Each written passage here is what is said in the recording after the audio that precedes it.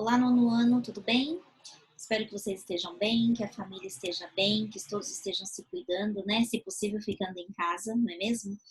Até tudo isso passar e que a gente possa voltar o mais breve possível. Pessoal, eu resolvi gravar esse vídeo para vocês hoje, porque nós estamos entrando na disciplina, na parte da disciplina que fala sobre átomos. E por ser um conteúdo um pouquinho, até coloquei aqui, né, uma representação do átomo, bonitinho aí para vocês verem. Como é uma disciplina um pouquinho, uma parte da matéria um pouquinho mais complexa, eu achei que era mais interessante eu gravar esse vídeo explicando para vocês como se a gente estivesse lá na nossa sala de aula, né? Para que vocês tenham menos dúvidas ou que as dúvidas que vocês de repente já ficaram ao ler as páginas que eu orientei, que vocês lessem para fazer os exercícios, ficassem menores, né? Então vamos lá. Eu coloquei de modo resumido, mas só para vocês terem uma concepção básica e objetiva dos átomos e de como resolver essas questões. Então, o que é átomo, né? O átomo a gente diz que é um sistema eletricamente neutro. Por quê? Porque ele tem o mesmo número de prótons e o mesmo número de elétrons. Então, se um átomo ele tem 20 prótons, ele vai ter 20 elétrons. Então, por isso que a gente chama de sistema eletricamente neutro. Cada átomo tem um número de massa. Apesar de nós vamos ver isso um pouquinho mais para frente, mas só para fazer um link com tudo isso, o número de massa é representado pela letra A. Então, lá na tabela periódica, vocês vão observar que tem lá um elemento, por exemplo, o cloro. O Cl, embaixo tem um número, que é o número atômico, que é o número de prótons, e em cima tem outro número. Esse número que está em cima é o número de massa, tá? Só para vocês entenderem a diferença. Como que eu chego no número de massa? Como que eu descubro o número de massa? Eu faço A igual P mais N. Ou seja, para eu descobrir o número de massa de um átomo, eu tenho que fazer número de prótons mais número de nêutrons. Novamente, vamos ver isso um pouquinho mais para frente. E o número de prótons? O número de prótons é igual ao número atômico de um elemento. Então, cada elemento lá na tabela periódica tem um número. Esse número de baixo que eu disse para vocês, ele é um número atômico. Cada elemento tem o seu, não se repete. É o mesmo número de prótons que esse elemento apresenta. Então, por exemplo, o sódio tem um número atômico 11, logo o número de prótons dele será 11, tá? Só para vocês compreenderem aí como que funciona. Mas o objetivo dessa aula, e para tirar as dúvidas de vocês, ou para que não gere dúvidas, né, e para explicar, é a distribuição eletrônica em camadas, por enquanto. Porque vocês vão observar que no livro ele está falando também da distribuição no diagrama de Pauling, que é aquela distribuição eletrônica com subníveis. Aquela a gente vê no próximo vídeo. Tá? Por enquanto, vamos falar da mais simples, que é a distribuição eletrônica em camadas. Nós temos no átomo, eu vou mostrar aqui, ó, núcleo e eletrosfera. Eletrosfera é essa parte aqui, essa espiralzinha, tá? Dentro do núcleo é onde nós temos os prótons e os nêutrons. Sempre nós vamos ter o mesmo número de prótons e o mesmo número de nêutrons. Se eu tenho dentro do núcleo 20 prótons, eu vou ter 20 nêutrons. E na eletrosfera, como o nome já diz, eu vou ter os elétrons.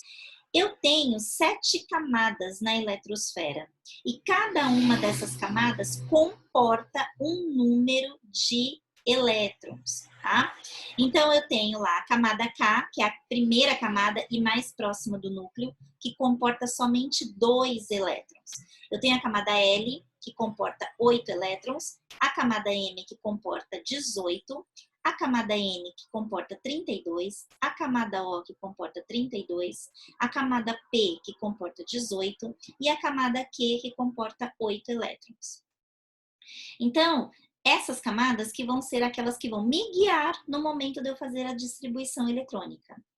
Vamos lá.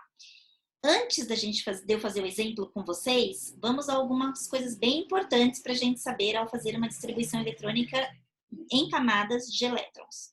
A última camada de um átomo nunca vai poder exceder, ou seja, nunca vai poder ter mais que 8 elétrons. A última camada. A penúltima camada de átomos nunca vai poder exceder, ou seja, nunca vai poder ter mais que 18 elétrons. Por quê? Essa última camada de átomo é chamada de camada de valência. Então, quando vocês lerem no livro, qual é a camada de valência da distribuição do elemento X? Vocês vão lá na última. A última camada de valência, essa vai ser o valor que tiver lá é o último, que é a última camada que ele fez. Vamos fazer aqui, eu já deixei pronto, mas vou fazer junto com vocês o exemplo da distribuição eletrônica do chumbo. Eu quis colocar mesmo um elemento com um número atômico alto, que é o mesmo número de prótons que esse elemento possui, que são 82. Então, vamos distribuir tudo isso. Bom, na primeira camada K, eu só podia mesmo comportar 2 elétrons. Então, eu peguei 2, distribuí desses 82, eu distribuí 2 na camada K.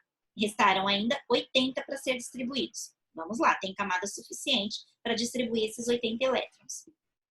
Na camada 8, eu vou colocar 8. Na camada L, desculpa, eu vou colocar 8, que é o que ela comporta. Ainda restaram 72 elétrons.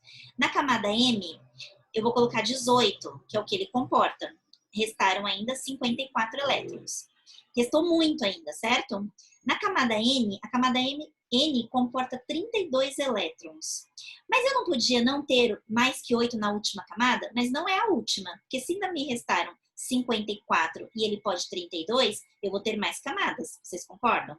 Então vamos lá. Coloquei 32, ainda ficou 22 elétrons. Agora sim, a camada O comporta 32 elétrons. Mas eu posso ter na última camada mais que 8 elétrons? Não. Eu posso ter na penúltima camada mais que 18 elétrons? Não. Então, se eu colocasse os 22 elétrons aqui, nessa camada O, eu poderia, porque ela comporta 32, eu poderia colocar os 22, mas eu não posso ter mais que 8 na última. Então, eu coloquei 18, certo?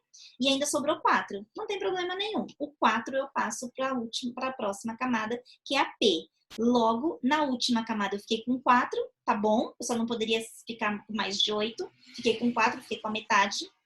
E na camada O, que eu poderia 32, eu fiquei com 18, porque afinal de contas, na penúltima, eu não posso ficar com mais de 18. Entenderam? Acho que deu para entender direitinho como que fez, né?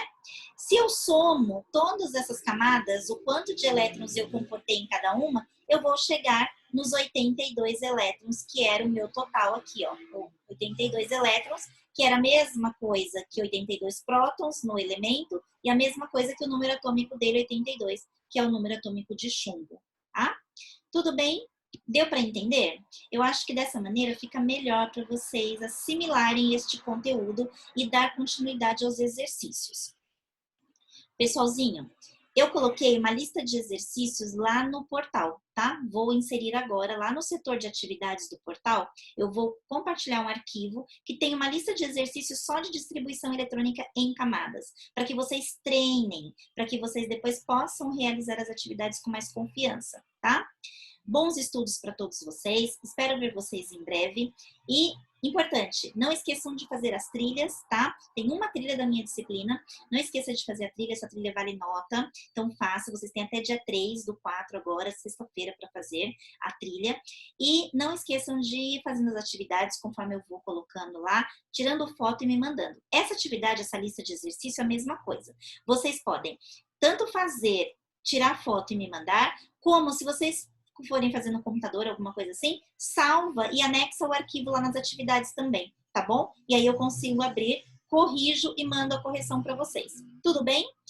Beijo para vocês, espero ver vocês em breve. Continue se cuidando para que a gente possa rapidinho estar na sala de aula novamente. E no próximo vídeo a gente vai falar sobre a distribuição de elétrons pelo diagrama de Pauling, que é os subníveis, ok? Beijinho, gente. Tchau, tchau.